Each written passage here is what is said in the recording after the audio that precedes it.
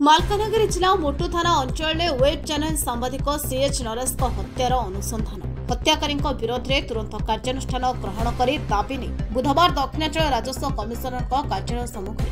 गंजाम जिला digital media association तरफ विक्षोभ प्रदर्शन कर एपरी घटना नहीं एसोसिएशन कर्मकर्ता माने दृढ़ निंदा करने सह मृत्युवरण कर सांबादिकों परिवार क्षतिपूरण प्रदान करने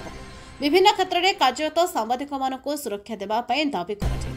विभिन्न दाबी नहीं एक स्मारक पत्र मुख्यमंत्री उद्देश्य प्रदान कर सभापति कृष्णचंद्र पाल संपादक संजय कुमार दास नेतृत्व में अनुष्ठित कार्यक्रम में वरिष्ठ आईनजीवी पीतवास पंडा वरिष्ठ सांबादिक रविरथ शक्तिधर राजकोट सुदीप साहू राजेश साहू पद्मचरण दास बालकृष्ण साहू समेत अन्य संघ कर्मकर्ता उपस्थित थे।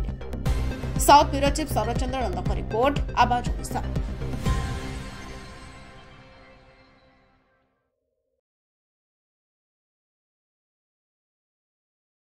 ओडिशा डिजिटल मीडिया एसोसिएशन सभापति कृष्णचंद्र पाल मालकानगिरी जो सांबादिक नरेश को हत्या करागला ता प्रतिवाद में आम दाबीपत्र देचु आरडीसी जरिया मुख्यमंत्री देचु तांकर परिवार को कि न्याय मिलू तांको परिवार को कि क्षतिपूरण दि जाऊ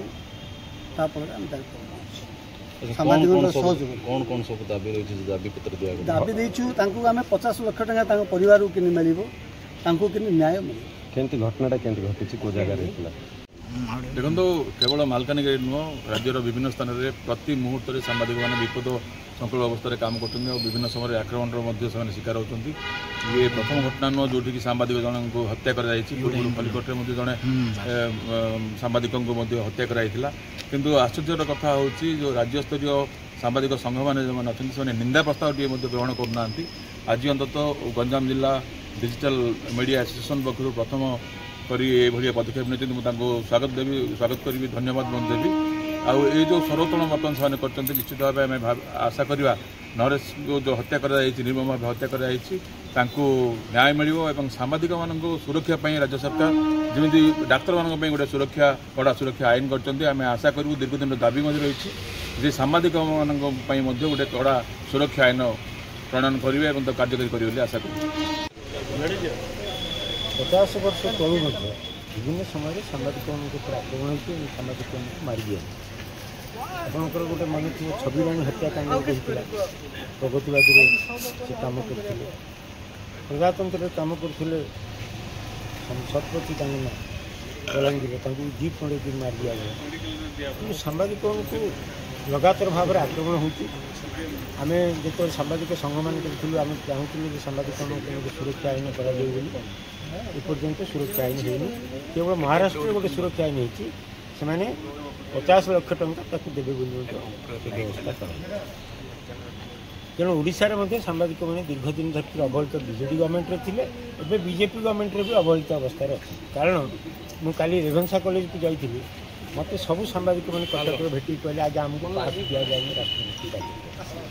गलाथर भी भुवनेश्वर 2-4 कार्यक्रम है प्रधानमंत्री सांबादिक पास दिगला केवल किसी इलेक्ट्रोनिक्स मीडिया और तांकर जो मैंने बीजेपी समर्थक कहु से किसी पास देली रथयात्रा बेला आप देखिए सांबादिक माड़ खाइले मुझे से दिन चीफ सेक्रेटरी चीफ मिनिस्टर को भेटा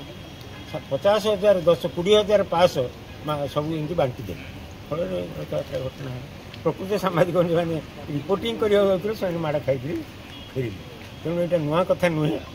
आई सरकार जदि कहती आम सामाजिक अवश्य सांबादिक आप सेक्रेटेरिएट बंद थी आम व्यवस्था सब ये छाड़े छाड़े